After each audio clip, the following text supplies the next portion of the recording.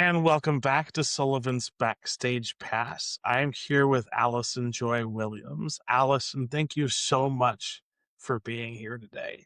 Oh, you're very welcome. I'm So happy to we be met here. we met in Memphis, and what a unique experience that is. How many times have you been?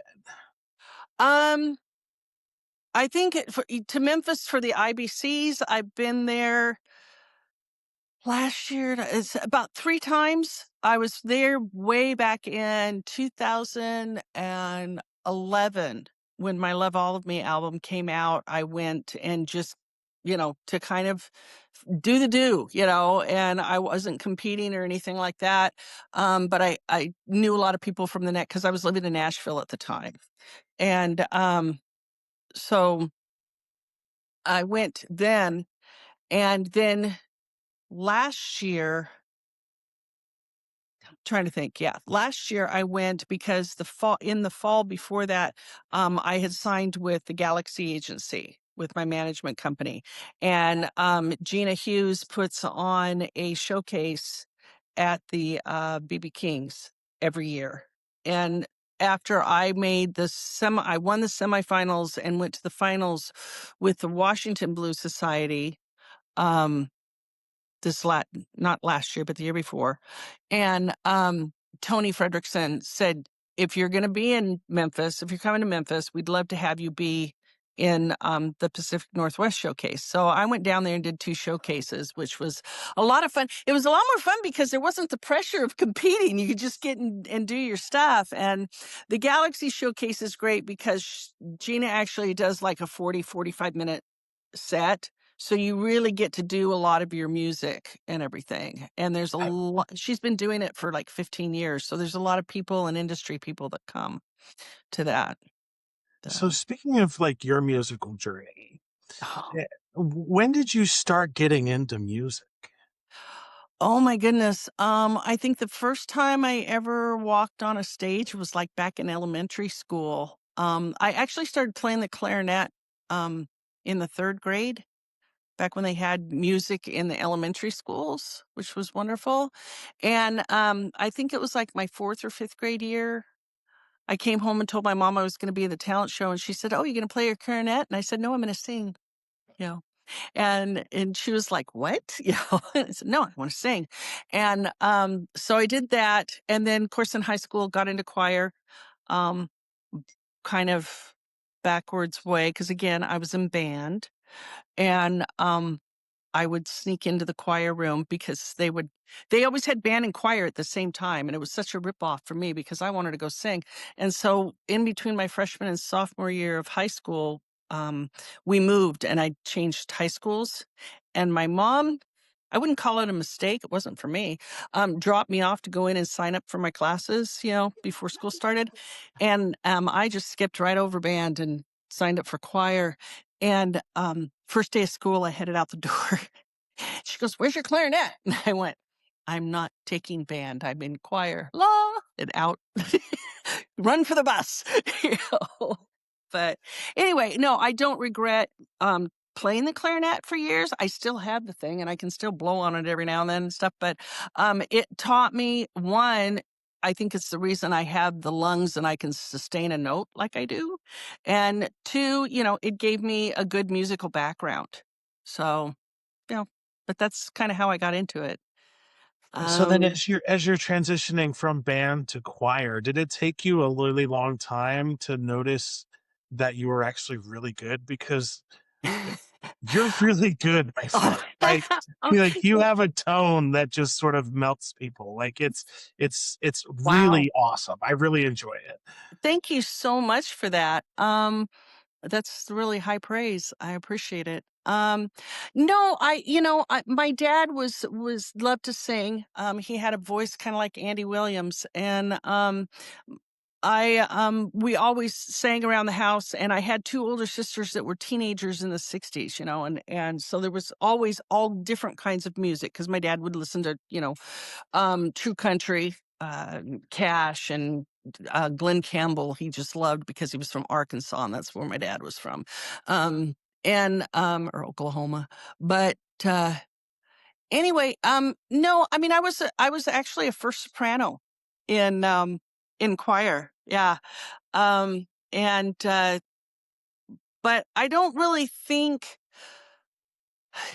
I got married, to a guy that I went to high school with. My husband and I went to high school together, and then he went off to the UW, and we ran into each other, started dating, got married, and then he got his commission in the Navy, and we were actually in Fallon, Nevada. And my husband came home one day and he said, there's a band in town at one of the casinos and they're doing an open mic night. I heard from somebody. And he said, I got the kids. You go down there, you get out and go sing. And so I sat in with them for a while and would go down there and sit in with them and everything. And they actually were going into Reno a lot and playing. And they got offered a touring deal, opening for somebody or whatever. And they asked me to come along with them. Um, and by that time, my husband had orders to Guam, Oh, and wow. yeah, and I had I had my son was our son was only like a year, not even a year old, and I just kind of said, I didn't have my kids for somebody else to raise. I'll find a way to sing somewhere, and I did. I did a lot of stuff to raise money for like Navy Relief. I did a lot of did different charity shows and things like that. When I really started really getting into performing and stuff was when we left Guam and went to Florida. And it was down there. I eventually ended up, on doing, the fairs and then the local festivals and everything. And, then I ran into a guy who, because I'd always written poetry and I wanted to sing what I was writing. And, I ended up running into a guy who was a flight student. But he had been in a band that had played South by Southwest and all of that, and we ended up getting introduced through through a guy who had a little music store, and, the first day JP and I got together, he started just strumming on the guitar and was playing something, and I said, "Play that again. I got something," like that, and I went through my pile of lyrics and pulled out and just started singing, and that's really what opened up another world for me. So, Yeah, I do firmly believe that the muse is a living, breathing thing, oh, and absolutely. we never know when she's gonna visit. Yeah, And so one yeah. of the questions I ask of all of my guests is, how do you capture the muse when she visits you? Like, do you Um, have a recording device? Do you sort of write things down? Because sometimes if you let it slip, it never comes back.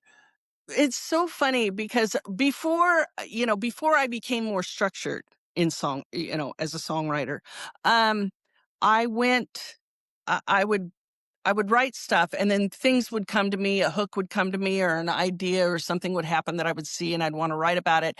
And bless my husband, he doesn't always have the patience of Job, but he has it when he needs it with me.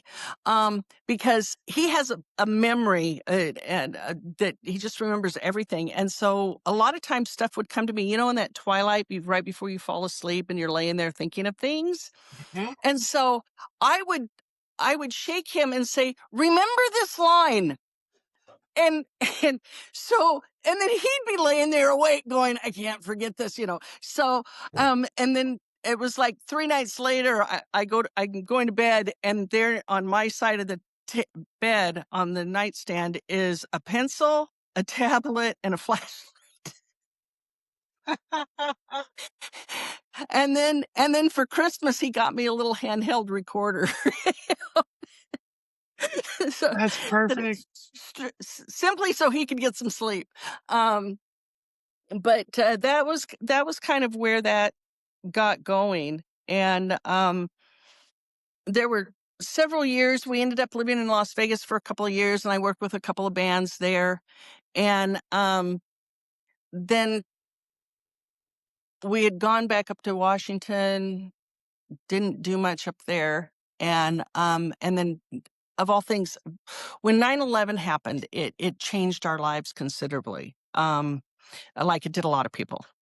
And, Dennis had gotten out of the Navy, but got pulled back into the Navy at that point and got stationed in Hawaii. And it was an interesting fall because at that time, I mean, people are going to figure out how old I am at this point. I had just dropped my son off at college that Saturday, and that Monday 9/11 happened. My daughter was supposed to get married the first weekend of October. And so Dennis was gone, I think, by a week after 9/11. My son was down in college. My daughter had already moved down to stay with the family, with her husband's family, before the wedding. So I did an empty nest syndrome like nobody would believe. And I went to see my husband, and I was kind of sitting there and we were talking and everything. And he goes, "Look, I can't, I can't give you, to back up, when I was performing in Northwest Florida and all around the Gulf Coast, when we ended up leaving there, I had a stack of cards from different managers, other people going, when you get to Nashville, look me up, come see us, because I was performing a lot of my own stuff. And, but it just wasn't in the cards at that time. The timing wasn't there. So anyway, he goes, "I can't give you what you gave up then, for the good of the family." And he said, "But I'm here. The kids are not here anymore. Go do what you can do." And I actually was able to find JP Goggin, of all things. And he'd been touring around courtesy of Uncle Sam. And he was in Austin, Texas. Perfect place. And I was able to get in touch with him, find him and get in touch with him. And we started writing together. I did a little EP. And this is where the big change happened. I went to the Kauai, it was at the time called the Kauai Music Festival. Okay. And really what it was a songwriters conference or festival. And I went there and I took my little EP that had, about 6 songs on it. And I had everything on there from like Americana folk to almost not, I wouldn't say heavy metal rock, but, you know, pretty out there rock. And they were all looking at me going, how do you do that? I said, I just write what I write, and I sing what I write. And, I had a lot of people say you should be going to Nashville. And, I went back the next year and I had a band in Hawaii that I was playing with and doing some stuff with, and I'd go to the jams and everything. And then went back the next year and some more people. And, oh gosh, Lamont Dozier, who's Bo Dozier's son and had produced a lot of artists. And there were a lot of people that heard my stuff and just said, no, you need to get off the island. You need to go to Nashville and or LA or New York. You need to go somewhere and write with other people that you can expand. And you need to be able to write not just for yourself, but for other people and everything. And that was some really great advice. And so I made the trip, would have been 2007 finally. And I made a couple trips back and forth. My husband was working and had gotten off of active duty, still in the reserves, but working for the Department of Defense and traveling all over the Pacific Rim.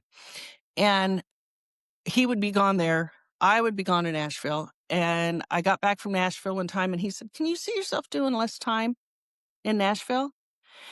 And I said, well, if I if I can't go as often as I'm going, I might as well not go at all.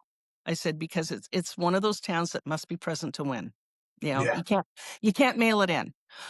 Nowadays you can a little bit more, but you have to make the contacts. You have to be there. And I knew there was more I needed to learn.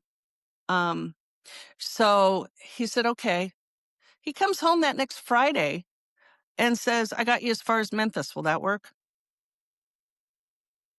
And I kind of looked at him and I went, what did you do? And he said there was an active duty position available in Memphis at Personnel Support Command.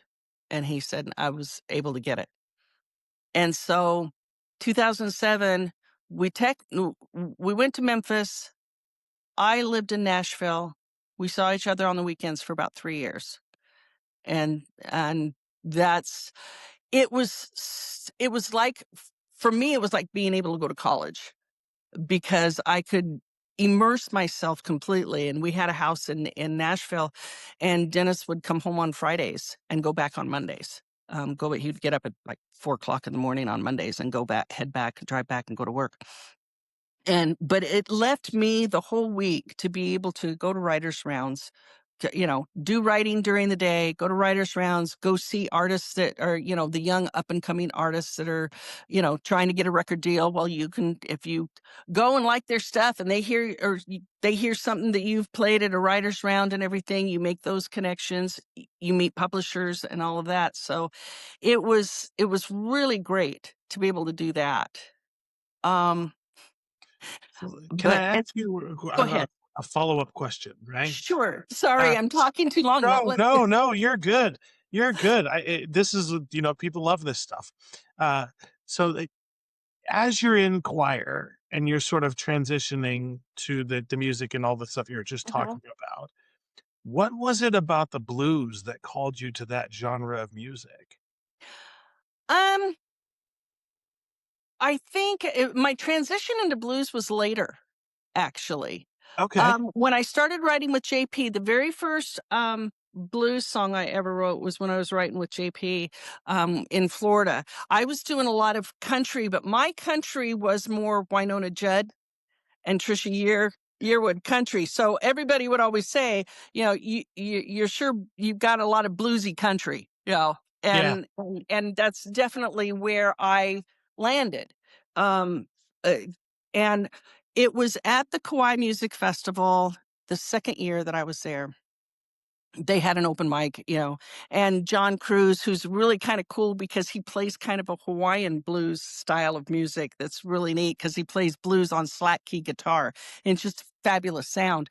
But and I don't play, but I asked John, I said, "Hey John, can you just do a 12 bar in D?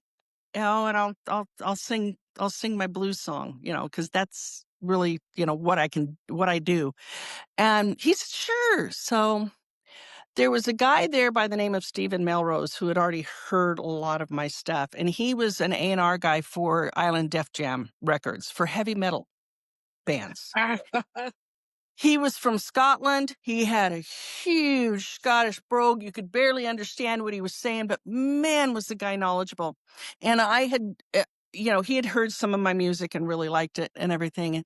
And so I sang Listen Up Close, and I seemed to like it and everything. So the next morning I was up early and I was out sitting on the patio watching the ocean and drinking coffee and doing some writing and everything. And Stephen came wandering by me with his cup of coffee and he goes, "See the fight in the bar last night?" And I went, No, I was there until it closed. I didn't see any fight." And he goes, "Yeah," he said, "Well, back where we were sitting," I said, and they were all the A&R guys and all the record label guys and everything were back around the corner. And there was people from BMI because they sponsored that festival. And he said, "Yeah," he said, "we were all sitting around the table having drinks and stuff. And all of a sudden we hear this voice." And he said, "Next thing I know, two guys are laying on the ground. The table's toppled over, everybody's elbowing each other. And we come running around the corner and we all stand there and go, 'Oh, blank, it's Allison.'" And I went, "Thanks, Stephen. Thanks. I appreciate it." I said, "I know that's a compliment, but I know where it's coming from," because I had already been told that um as good as I was and as good as my songs were, that I had passed my chance of being an artist. Oh, that And really rubs me the wrong way on so many I know, levels. and I just Oh, it was so funny, at the time. 'Cause it was a gentleman that was the head of publishing for BMI out of New York, and he was going, "Man," he said, "if I'd met you," and this was the year before, and he goes, "If I'd met you 10 years ago when you were 25," he said, I'd be calling 5 different record labels right now, and I could have you a record deal by the end of the week." And he said, there isn't a record label out there that you would walk into. And there was one lady sitting across from me going, does that just piss you off? And I said, wait a minute, Charlie. And you said that if you'd met me 10 years ago when I was 25, you'd get me a record deal, right? And he goes, yeah, yeah. And I said, I started laughing and he goes, what? And I said, I haven't seen 25 in 20 years, so I'm not doing too bad. I mean, you got to make lemonade, right? And Yeah. so anyway, the next year, Steven looked at me and he said, every song that I hear you sing, it's got that guts in it that you don't hear except for blues artists. And he said, "You know what I listen to in my car?" He said, "I'm a heavy metal A&R guy. I sign, guys to deals all the time." And he goes, "In my car, I listen to blues." He said, "You take all your blues music and you keep it for you. You write your country stuff, you write your rock stuff, you write your pop stuff, and you send it out there where it needs to go." And he said, "But you do that." And I ran into him the next year and he goes, Where's my recordings of your blues stuff?" And I said, "Well, you sent me," because he was really instrumental on me opening some doors to some publishing and stuff like that in Nashville, and making some connections and meetings for me. I said, "I've been busy just trying to write and get a cut somewhere and everything." And he goes, "Next time I see you, I want to hear something you've recorded." So it was about 2009. We'd been in Nashville for a bit, and I ended up recording the Blonde Haired Blues album. And um, it was a lot of fun to do. It actually did well over in Europe. And and I ended up putting Listen Up Close on that album and stuff. And that was my real hardcore transition into going that direction. Before, I had really more concentrated on becoming the writer I wanted to be at that, in that time frame.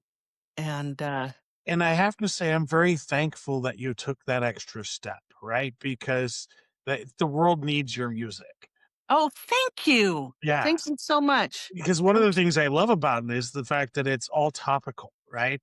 You can tell that it's real from real parts of the high, so like real experiences that you had, because of that emotional attachment to the lyrics. It lends itself, in my eyes, to better music. I don't very, and I know that there's always hooks and stuff, and it was good for me to spend the time that I did in Nashville writing, because there's a technical bit. Like when you asked about the muse, I learned to go past that. I learned to go past waiting for the muse to hit me and write something. When you're in Nashville and you have a co-write set up and somebody is making the time to write with you, you better show up with a hook and you better be ready to write. Um, when I'm writing for my own stuff, I can still do that. And I wrote with a lot of co-writers who are amazing writers and everything, but was able to still make it mine, Yeah. because I think some of it is, and I think that's what's so great about the blues and everything, and giving artists of any age, not just the young artists, and not just saying it's only for old people, but because there comes a world experience and an emotional experience that you have as you grow and as you age. And and I'm writers are a lot like, in a way, like comedians. You look at what's going on to people around you, and there's some of those songs that I've written about that it wasn't me. I was right. There's always a piece of you, but it wasn't my experience I was writing about, but it was somebody that I saw going through something. One of my, I think I love to sing it. I don't know that I will ever do it justice, as much justice as the person that um, ended up recording it. I heard a song, it was written by Dougie McDonald, that Eva Cassidy ended up performing and singing. And it's called Nightbird. And it is the most gut wrenching, and it's one of the most beautifully written songs. And it's one of those that you go, man, I wished I could have written that, but oh, thank God I didn't have to live it to get to it. You know, there's that. So it's one of those that you have to be willing to be honest in your writing. And there's usually in every one of my songs, there's usually a line in there that is absolutely personal. It's part of my life. It's something that was there. You know, it may not be the whole story, but you know, uh, Yeah, but at the same time, though, one of the things that I appreciate about the musical journey is that music gives people the opportunity to sit in whatever emotion that they're in. So, like, if you're angry, I have a playlist for that. If I'm yeah, sad, I have a playlist for that. And so when you attach like personal stories, even if it's your own or somebody else's, and it has a message and an emotion right. attached to it, it's the best outlet for people. Oh, And I know a lot of absolutely. people, well, sorry, I know a lot of people with disabilities that actually use music to convey emotions. So while I can't in the moment because I'm autistic tell you how I'm feeling, I can send you a song and it's going to tell you exactly how I'm feeling. Yeah, yeah, absolutely. I actually, you know, I think what has it been? I'm trying to remember. It's been 4 years ago. I was part of a book. Um, and it delves into how they have done studies and they now, you know, pretty much realize that music is one of the strongest triggers for memory. And it's why people like with Alzheimer's that they can't remember their children's names, but they can sing along to a song. And look at Glenn Campbell, who could sit there and still pick up his guitar and still play and everything, but you know was really starting to lose his reality of the people that he knew. And so I ended up writing a story that went into that book.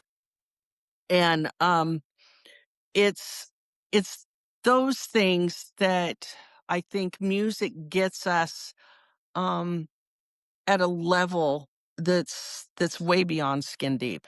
um so yeah, it reaches people that on sometimes that nothing else can. And if you think about it, and I've said this before, so people in the podcast, I apologize for me saying it again.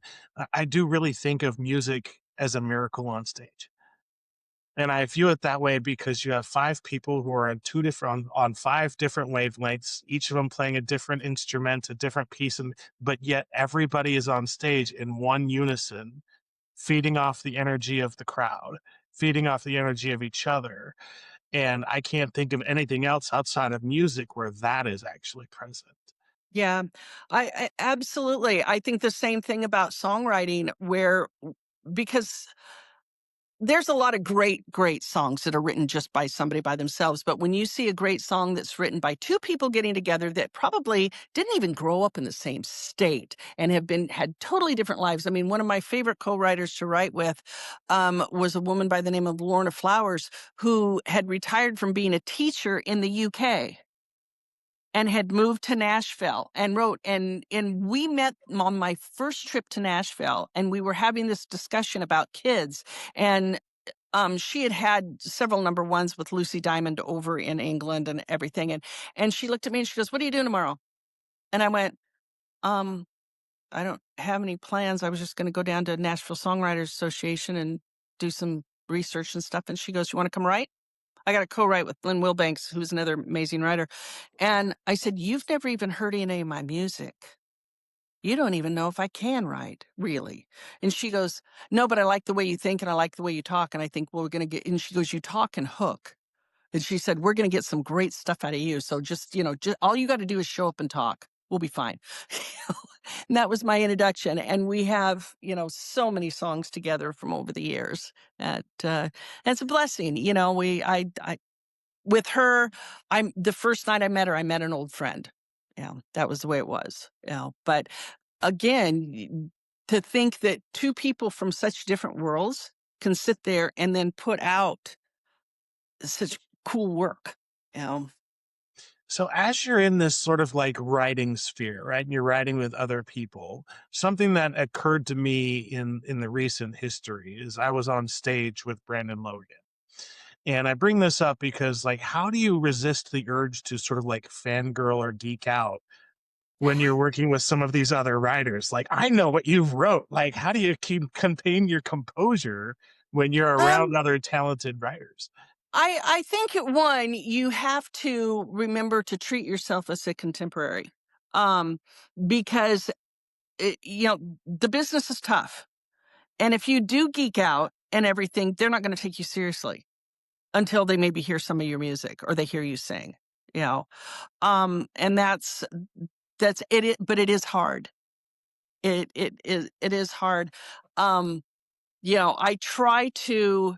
That's when I try to be professional about things. And I think hopefully that comes across that, I don't think I've ever come across as being snooty because I don't know how to shut up. But honestly,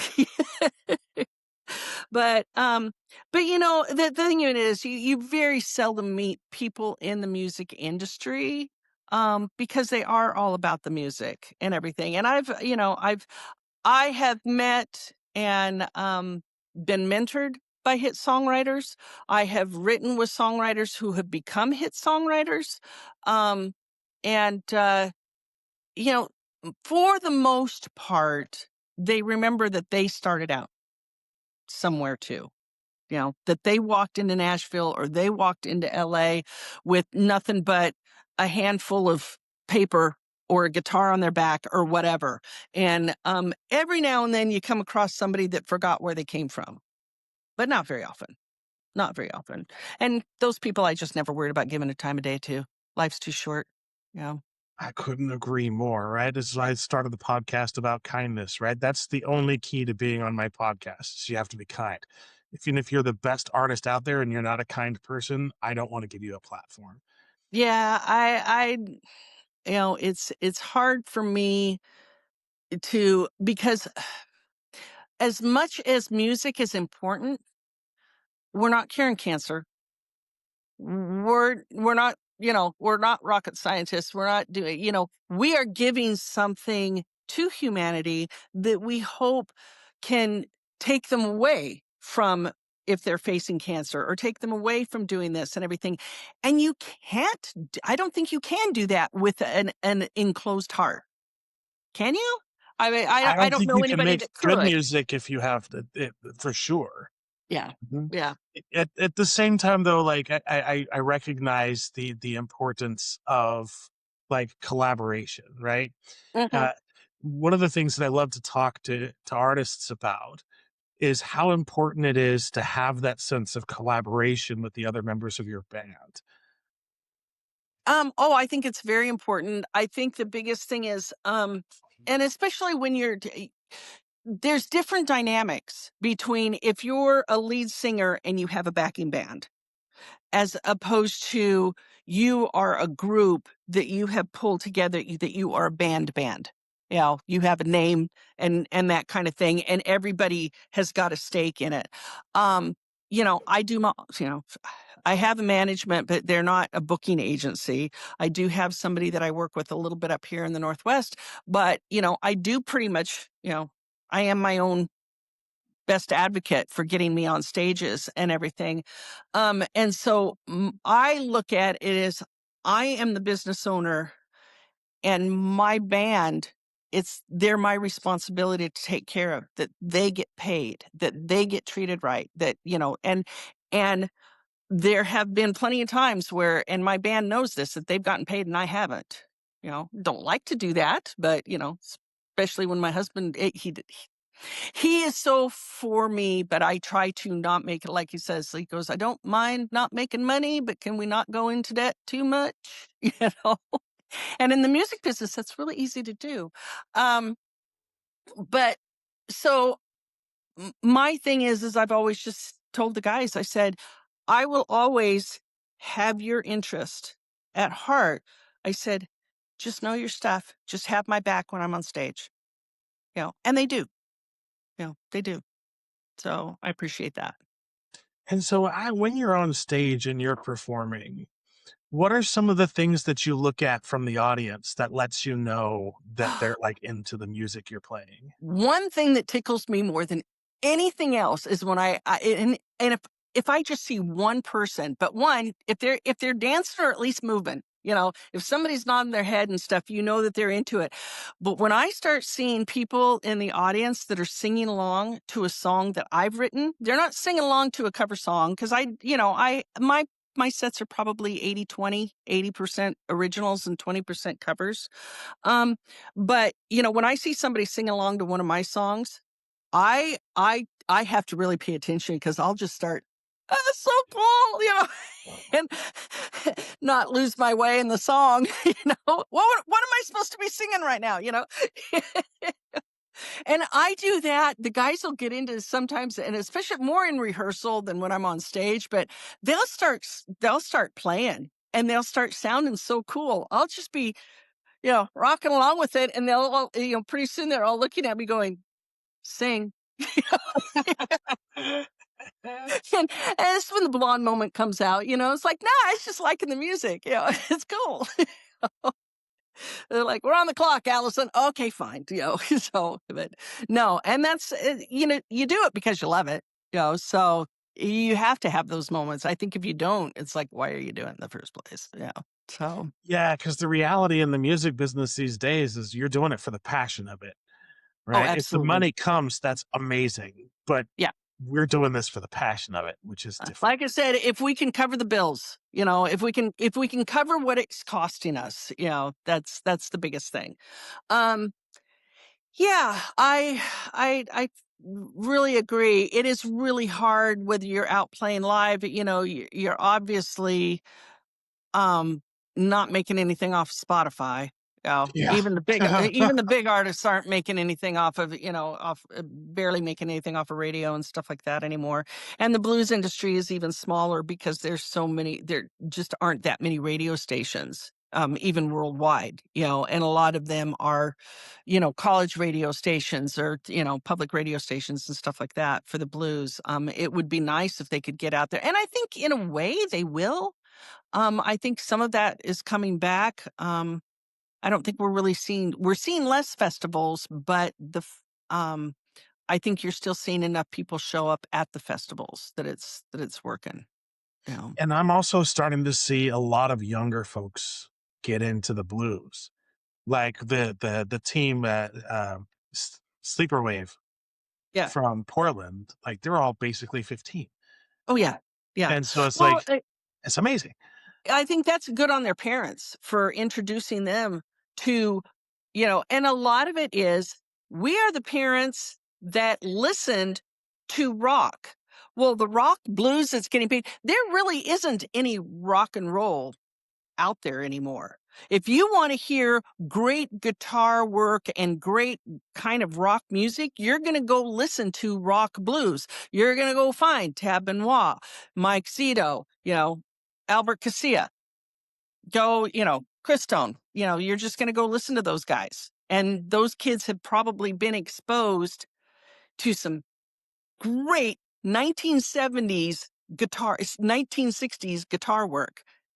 My son stole all my CDs when he went off to college. I was looking for my Janis Joplin and I went, wait a minute, and I'm looking and he got into Stones and Santana and everything like that. And, my my husband and mine's CD collection went with him.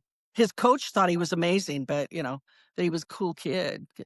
Um, but at the same time, he was singing along to the songs that were on the movie back when it came out. He was in high school. Wherefore Art Thou came out. Okay, yeah. Yeah, he knew all of those bluegrass songs, and his buddies are looking at him going. He goes, my mother.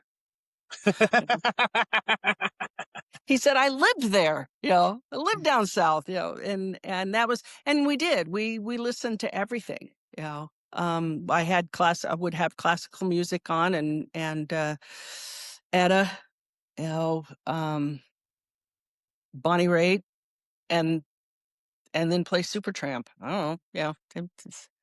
And then Glenn Campbell, I didn't care. It was all good music. It was what I grew up with. And plus the new stuff. So, I'm a firm believer that there's no such thing as bad music. It's just music that you like and music that you might not like. And you there's know, always music for somebody. blues is so much under that big Americana umbrella. I was at the Oh, Americana yeah. Festival several years ago, and a friend of mine was a reporter that was doing some interviews and everything. And she came up to me and she said, "What is Americana music to you?" And I said, "It's music without fear." And she said, "What do you mean?" And I said, "It's being able to do music that you don't have to worry about what kind of a box you're going to fit into. If you want to put a country song, a gospel song, a blues song, and a rock song all on the same album and call it Americana, there you go."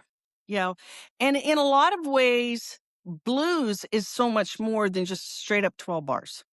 You know, Mhm. you've got so much more to it because there's that, you know, there's a lot of other influences there now. I think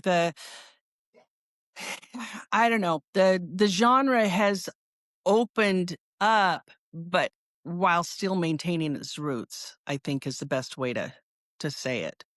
It's Yeah, become and more. I think I saw that for sure in Memphis this last time, just with the diversity of the bands that were there, because you had some that had some sort of like rockabilly influence, you have some that had some Mhm. Cajun Creole influence, and it was really just like amazing music that was the blues with a different little flavor.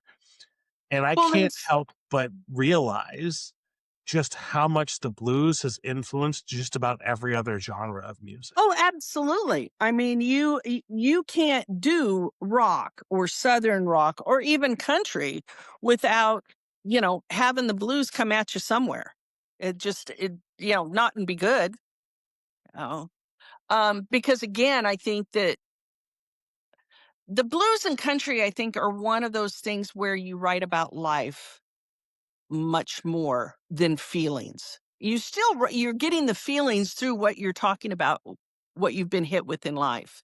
You know, rock music was always a little bit more ethereal. I don't know, ethereal, kind of out there, imaginary in a way, and pop is kind of in that way too, where I think you get more storytelling from blues and by another degree what country is, you know, eh, or used to be.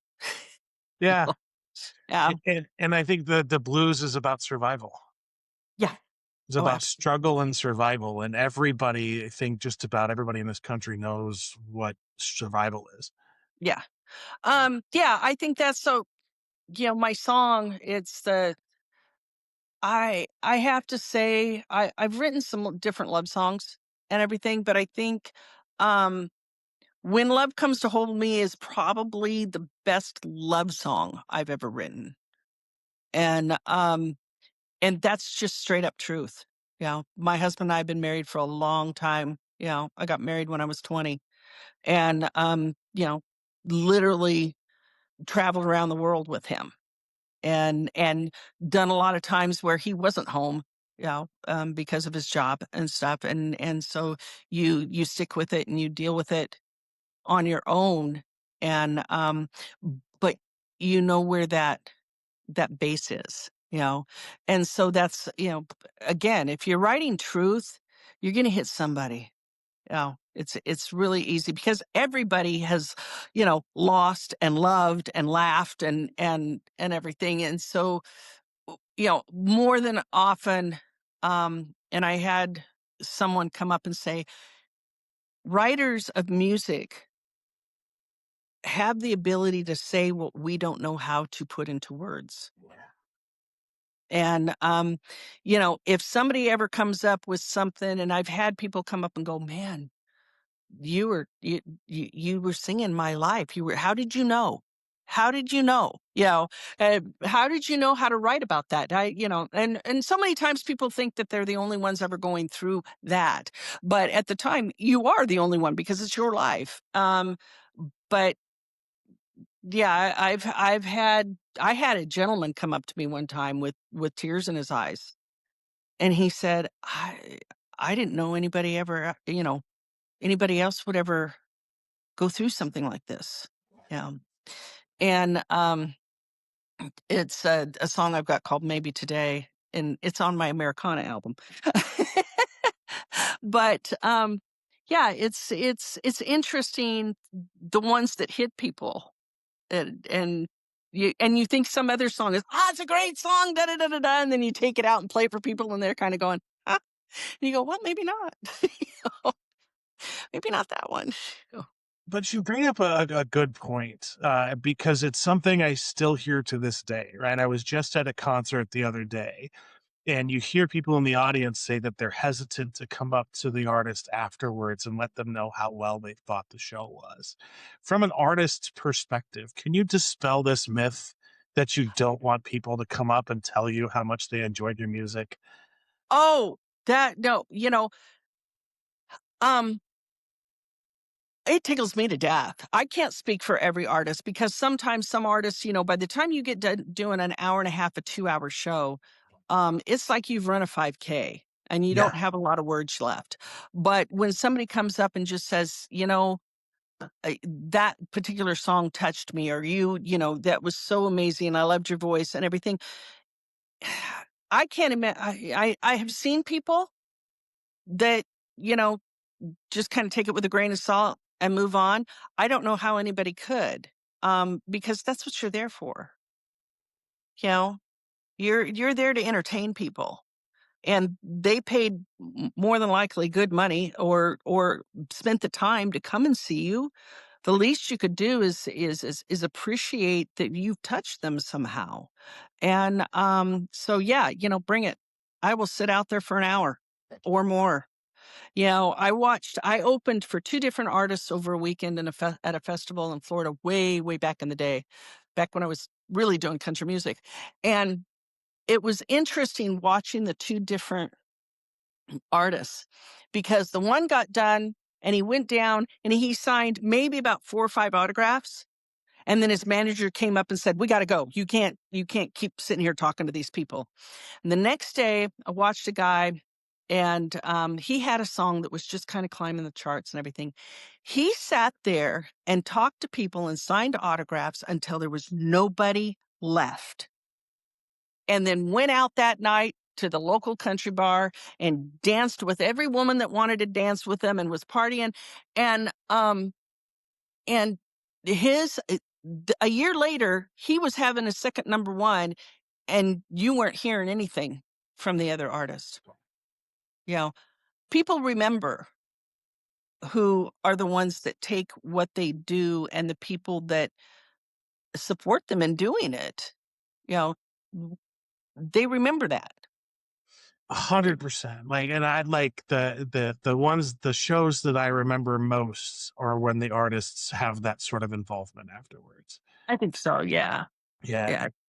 It makes a difference.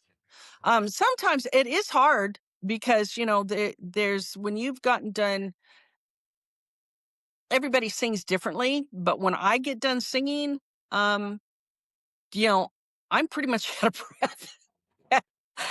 And I kinda just need a moment, but usually it's, I'm a farm girl. I just keep going. But, you know,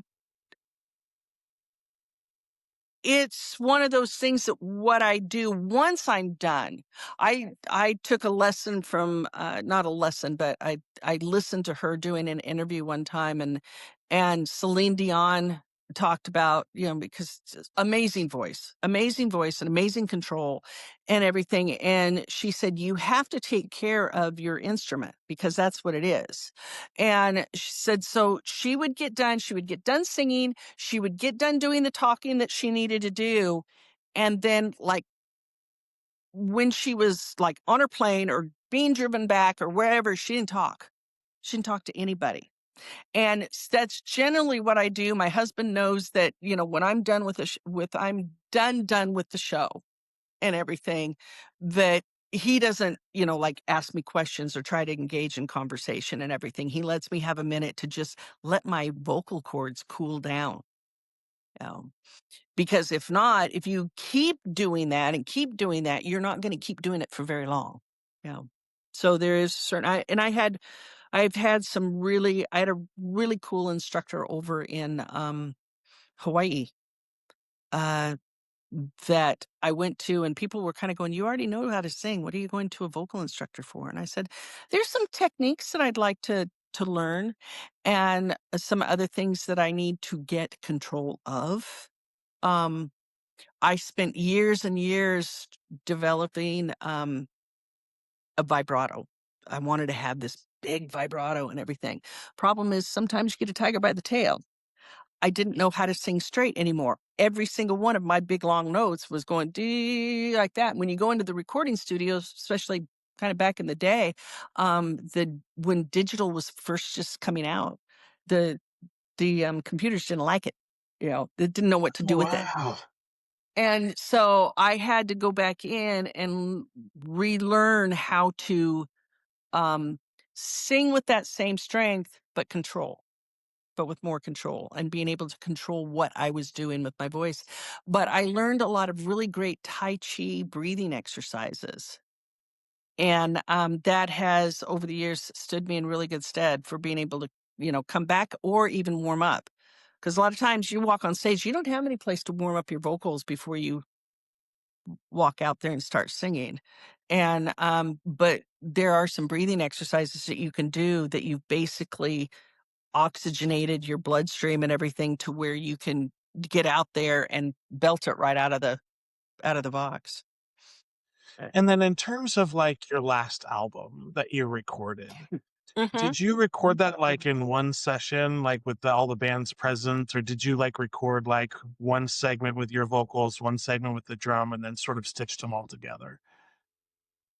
For this album, I left the IBCs last year, in 2025, and went straight to Nashville because we had already we'd spent the 6 months before going through my catalog, wrote a few new songs and everything for it. And I already had a couple of guys that I'd worked with before, producers, and Goose Gossett is an artist in his own right. He played guitar for me at BB King's. Um, and I had worked with him as part of a trio called Roadside Relics. We had sung so much together. He knew my voice and he knew where to push me. Because a lot of times I get into the studio and I try to be too careful in the booth, you know, and I don't sing like I sing on stage, and he knows how to come in and, you know, Allison, let it go, because you concentrate on wanting to be too perfect, you know, with your recordings, as opposed to if you kind of miss a note on stage live and you're putting your guts into it, nobody's going to hear it, but it's going to show up on a recording. you know? But anyway, so back to what your question was. I we recorded all of the tracks. I sang what they call just rough vocals, basically, along while the guys were playing. And they all pretty much played together. There was a couple of things that they came back, like the lead guitarist would come back and pick up and say, "Oh, I want to give me that again," or something. But primarily, they played as a band, which I prefer. And then I sang along with them. I could do a rough track a couple of times, and then Pat just kept the recording of me singing, and then the guys would come back in and they'd play it through and stuff, and play it through a couple of times, and then we'd be able to pick what we liked and and take it. I was blessed to have the players that I had on that album. Bart Walker uh got second at the IBCs back in, I want to say 2011. That's when I met him, and I had met Gina then because I knew Gina from Nashville and everything. And Bart had been the Albert King Guitar Award winner from that time. He was signed with Galaxy Management, and he tours and is the lead guitarist for Hank Williams Jr. and for Jamie Johnson both. He keeps up with both of them. I don't know how. And really don't. Pat Lassiter was my producer, but he was also bass player because he had played for a lot of major label artists on bass. Um, Eric Robert, who's actually from the Seattle area originally. But he was down in Nashville, and he has played for Sean Murphy. Um, uh, Kingfish. He's played on a lot of different albums and stuff. He's playing with Herb Allison right now and touring with him. So, and that was one that was out of my wheelhouse, man. I was talking about wanting to get, somebody that was really, really knew the blues to come in and play. And I was still up here in Idaho, and I was talking to Pat, and Pat goes, I know this guy. His name's Eric Robert. He came in and he goes, I was short a keyboard player for a session, and somebody said, oh, you should call this guy. He's pretty good. And he said, I brought him in. He says, he seems really, really good. And he's really a nice guy. And I said, and he told me his name, and I kind of went, what? That name sounds familiar. And then I went and looked him up, and I went, Oh, you can get him? And he goes, yeah. I said, can I afford him? And he goes, yeah, it'll be fine. I go, okay. And so we had him, and then William Ellis played drums for me. And William Ellis has played drums on three, four of my albums. And he played on Blonde Haired Blues. He played on Love All of Me. He didn't play on Another Thousand Miles, but he played on my Christmas track or my Christmas CD. And he played with Roadside Relics. He played on the Roadside Relics CD. So, he was an automatic. Called him and said, are you in town? And he had toured with a lot of different artists, mostly major country label artists. He toured with Montgomery Gentry for several years and stuff. And so I called William and said, you want to come play on this? And he said, absolutely. When? Like, okay. And then I called Goose and I said, I'm going to need you there. And then I said, oh, by the way, you're going to play rhythm guitar on this. And he goes, oh, I am. I said, yeah. Okay. He goes, all right. So that's kind of the way that all got pulled together. And then Goose really sat down with me, and when I got into Nashville, and we discussed how we wanted to build each song. And there were 2 songs on there that he said, I really hear a saxophone on this. And I said, all right, I'll call Max. And so I called Max Abrams, who plays saxophone for the Mavericks. And it was so funny. Okay, this is a story that probably is going to come back to him, but I think it's funny. I was at the BMAs and was kind of standing around chit-chatting with people. I was there. He's really good friends with Gina and everything. And he said, so who's on this album of yours, Allison? And he said, we got any horns on anything? I didn't know he played saxophone. And I said, well, yeah, I said, I have 2 songs that have got saxophone on it. He goes, oh, really? He said, who did you get to play saxophone on there? And I went, oh, guy I know, Max Abrams. And I know Max has played for, everybody from, Big and Rich to Colby Calais, and, plays with the Mavericks, tours with the Mavericks for years and stuff. And he goes, and I'm not signed to a label. I have Gina, and I have Michelle Casilla that got my album out there and everything. But, I'm a one-man band in a way. But he said, how did you get Max Abrams on your album? And I asked him, and he goes, how did you get Max Abrams on your album? And I said, okay, honestly, I fed him. When I lived in Nashville, he came to my house a couple of times. I fed him dinner. I said he knew my plugger really well. He was really good friends with my plugger, and he found out I could cook salmon, and so he came over, and that was that. I said, and he always told me that and he played on my first album.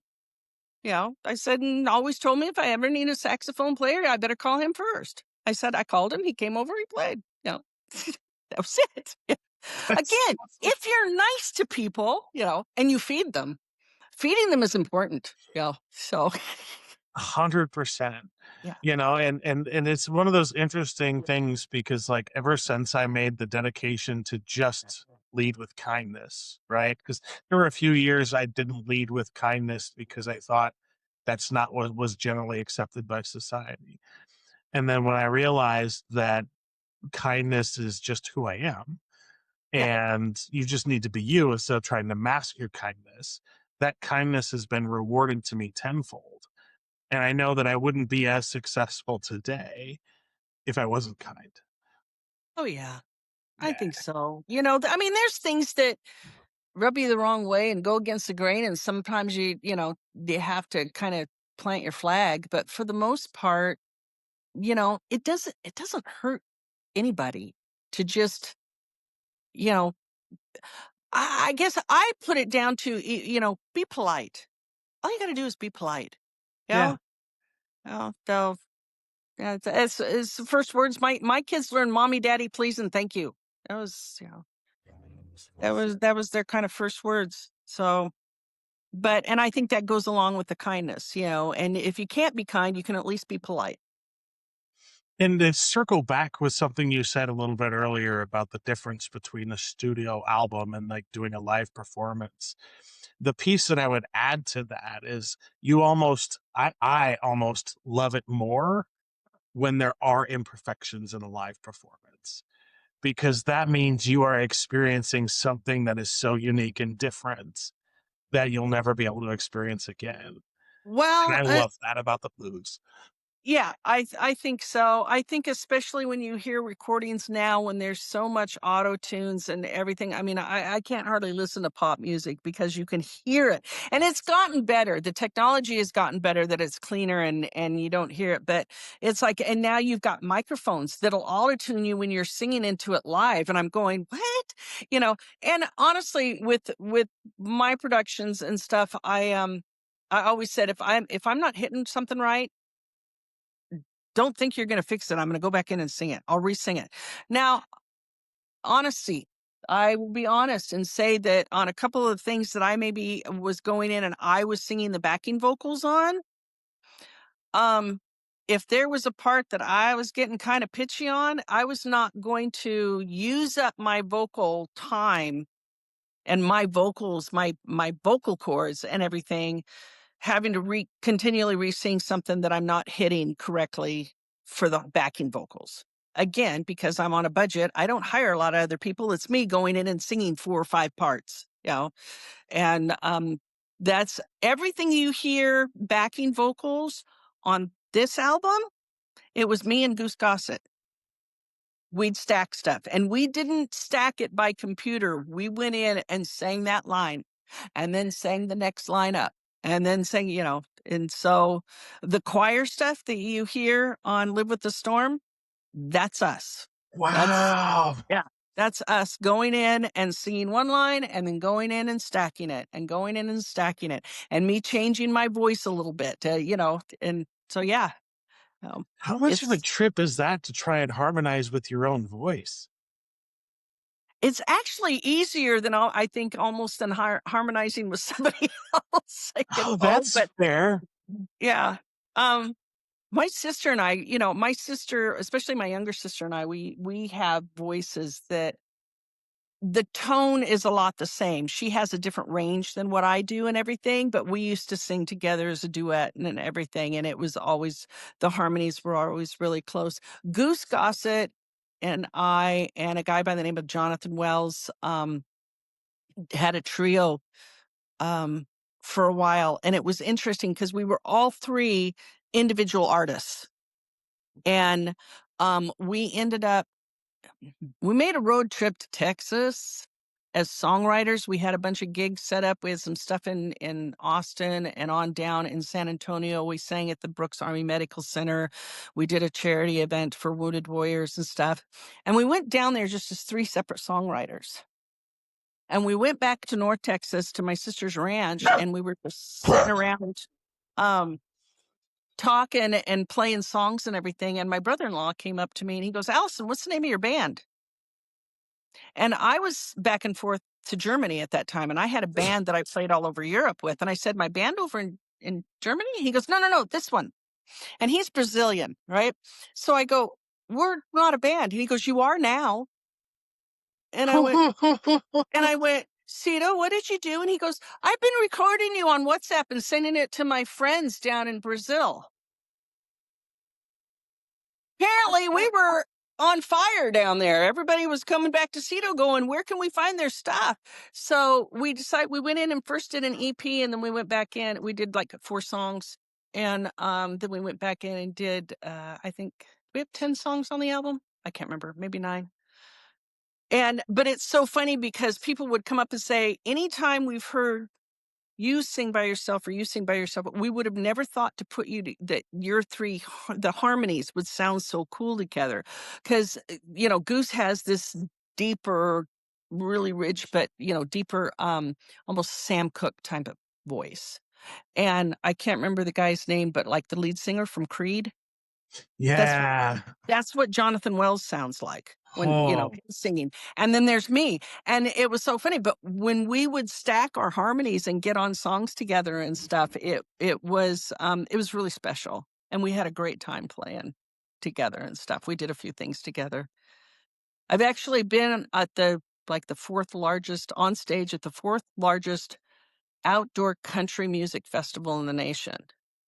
We how got cool an invited to come experience on. was that? Oh, it was awesome. It was awesome, but what was so funny was we sang a song that we had that we'd written together, and we wrote the song at like 3:00 in the morning, all about our trip to Texas, and everything in that song is true.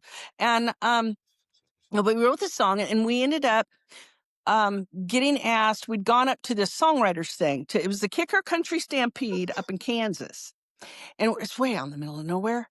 And but it was big, and we played in the songwriters tent, and they came up to us and they said, everybody loves your stuff so much, we want you on the main stage. You're going to do 1 song on the main stage. They'd had a contest for people, but I was in Europe, back and forth to Europe and stuff, so we didn't really participate in the contest to be on the main stage, but we ended up there anyway. And I'm trying to remember what artist we ended up opening for, and we got 1 song. And it was just the 3 of us, 2 acoustic guitars, me, and, us singing. And we sang Whole Lot of Texas. We get done with it, and the guys are unplugging, and we hear this, do another song. And we're kind of looking at each other. We had not prepared, but we hadn't even thought about doing another song. It was like, get on there, sing your song, and get off. And we were kind of looking at each other. And then all of a sudden we hear this, sing Kiss Me Forever, like that. And I'm looking at the guys going, because this is a song that is like right at my mid-range. And I have to really gear up for that song to sing it. And Jonathan looks at me, because they don't sing harmonies on or anything. They just play guitar. I think they do come in on a couple of lines, but it's all on me. And I'm going, and they're going, well, if that's what they're asking for, that's what they're going to get. I'm going, Great. really? And there's like 5,000 people out in front of us, and I'm going, all righty then. So yeah, so that was our big country music, event. Oh, the blues singer that was up there doing Kicker Country Stampede. Yeah, but it was fun. We That's had a awesome. great time. Yeah, Well, it was fun. Allison, we've been at this for well over an hour. Told you I could talk. Oh, I love it. I love it. This has been great. I've really enjoyed it. And please let people know where they can find your music. You can go to AlisonJoyWilliams.com, 1 L in Allison, and don't forget the joy. And I'm on Spotify. I'm on all the usual suspects. And come hit me up on Facebook Music. I've got Alison Joy Williams Music on Facebook. Follow me there. I'm going to be playing at the Walla Walla Guitar Festival on the March 13th. Yeah.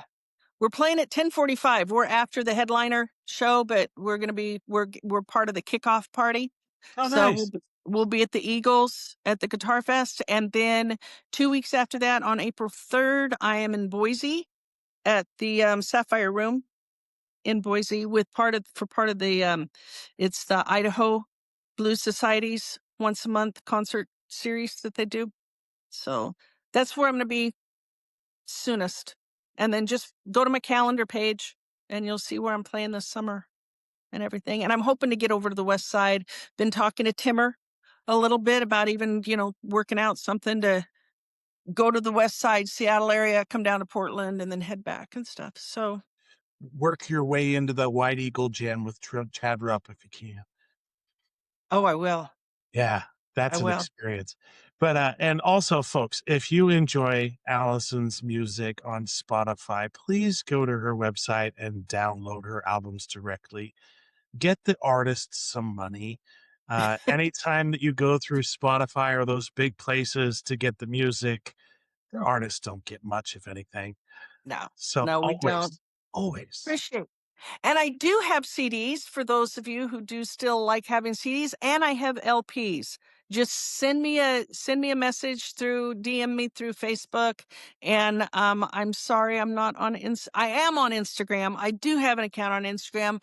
And if you want to follow me, I just don't post. I'm not very good about posting stuff on there. I'm not But either. but hit me on Facebook if you are an LP collector and want the album and like the music and want the album. I can get one in the mail to you and stuff. So, yeah, please come see me, come say hi. And if you are at one of my shows and you get done and you want to come say hi to me, please do. Please do. Love it. And come sing my songs for me. I love that. And I'll end the podcast the way I always end the podcast, folks. Be kind. We all live on the same planet. We breathe the same air, and this world will just be a little bit better Mm, if we all treated everybody with a little dignity and yep. respect. Yes. Allison, thank you so much.